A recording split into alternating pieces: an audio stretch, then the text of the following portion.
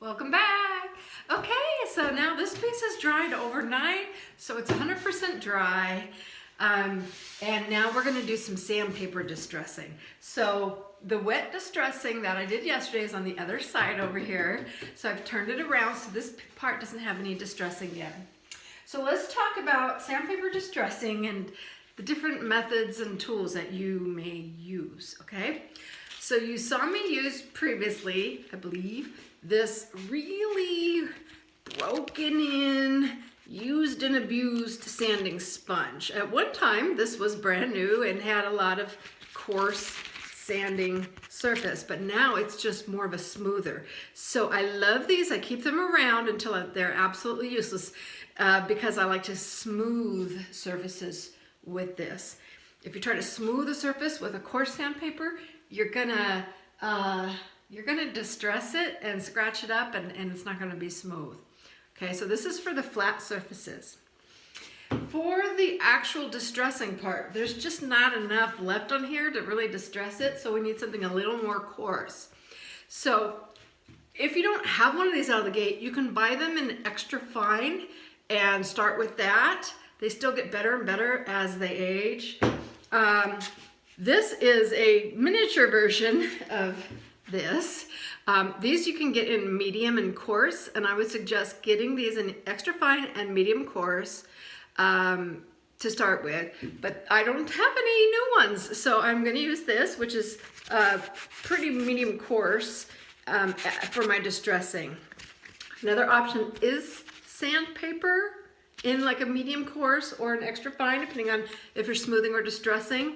But here's what you need to be careful about with sandpaper and anything, even the sanding sponge. You want to be careful not to scratch your paint. Sandpaper has a tendency to do that more if you're not very controlled with your distressing. So you might want to start just with sanding sponges like this, okay?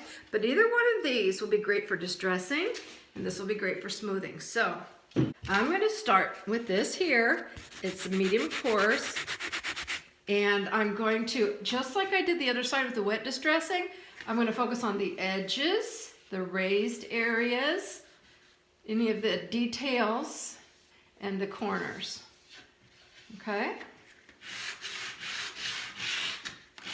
This does a great job of taking off the paint quickly.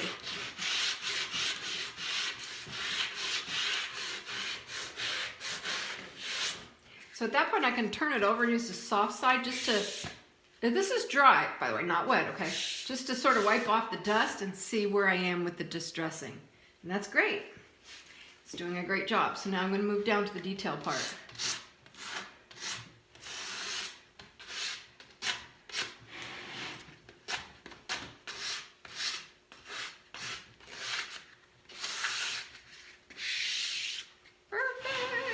So I'm not going for heavy distressing here, kind of light to moderate.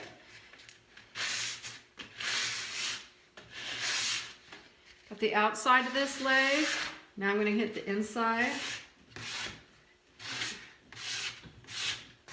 And don't worry about like the white powdery stuff that happens, because we're going to deal with that. And I sort of just scratched that a little bit right there, but that's okay because we'll smooth it out when we use the smoother.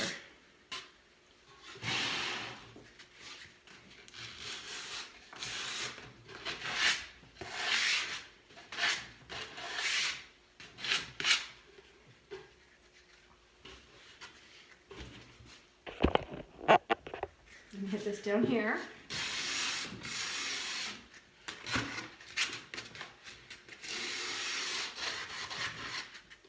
And turn it around, get the side.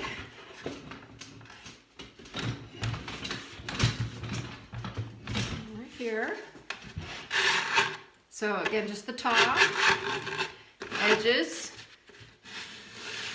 all the way down the feet.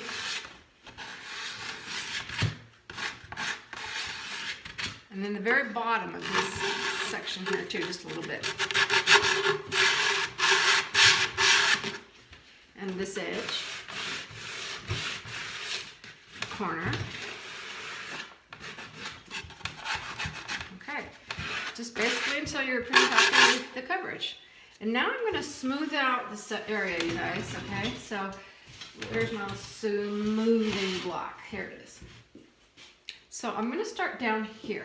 So I've got my smoothing block.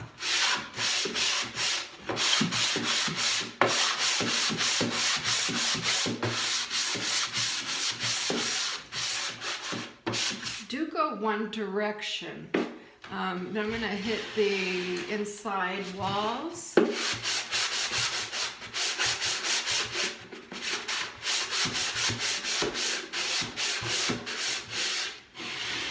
And what this does is it just smooths out the paint and takes it from a kind of a roughish, chalky finish to a nice smooth finish.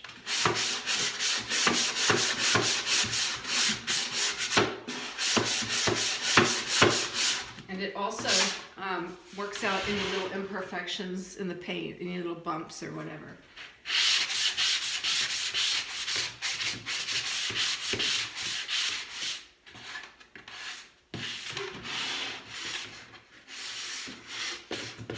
We'll go over those areas that we did with the sand sponge, this distressing sponge, just to sort of smoothen, is that a word, smoothen?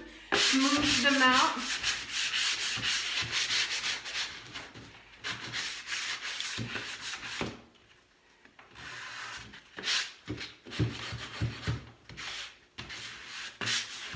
Okay.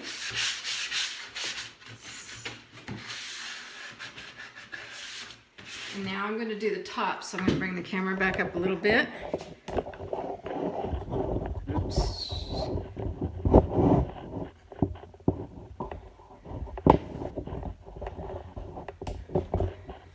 And on the top, I'm going to go, one direction. I mean, back and forth is fine. Just don't do circles and don't do up and down and all over the place. Just go, one direction. Don't worry about all this white stuff because it's going to go away.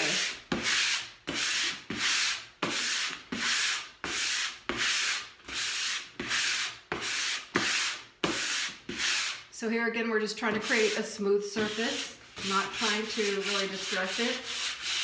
But since we are distressing this piece in general, it's okay if we accidentally, take a little paint off, rub a little too hard, getting the edges here. Okay.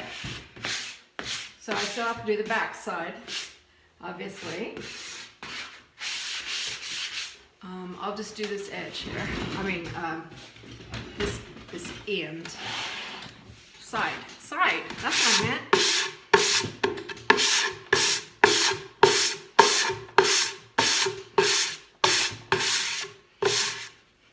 And I'll get in here a little.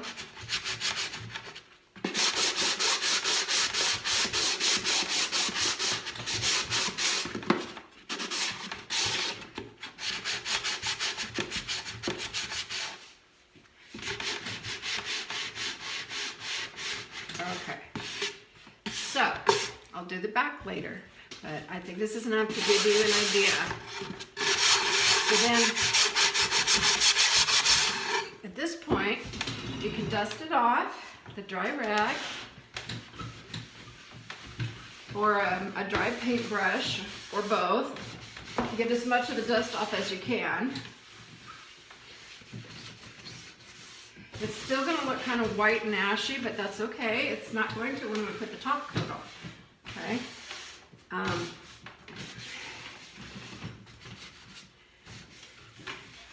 Or you can, now if you're going to do a wax, you can really just stop your dusting right there and go straight to the wax. If you're going to do a clear coat, you might want to grab a damp rag. So here I have a damp rag, and I'm just showing you how the white ashy stuff comes off. But if I'm doing a clear coat, I kind of want to get all that white ashy stuff off there before I put on the clear coat, because it'll sort of seal that in a little bit, kind of muck it up. Do you see how that white ashy stuff goes away? So then it's ready for the clear coat. Or you could stop there, depending on the brand of paint. Like this is Dixie Belle, you don't even have to seal it. You can just stop there and be happy with it just the way it is. Just take a damp rag, wipe off the dust, and be done. We're only going to seal it for a couple different reasons, and I'll explain that in the next couple of videos, why and when we seal with an additional step, wax or top coat, okay? So if you're not going to seal it, you can be done right now. And do a little happy dance. Be like, I'm done, I did it. Because Dixie Belle has a built-in sealer, so it's pretty darn durable. It depends on the paint that you're using, okay? You know, read the directions and see what they say about sealers. Okay, guys, that is sand distressing. Couldn't be much easier, right? And it's really fun because it really takes your piece to the next level, adds a lot of character, and just really just makes it that much more special. All right, guys, stay tuned for the top coat series.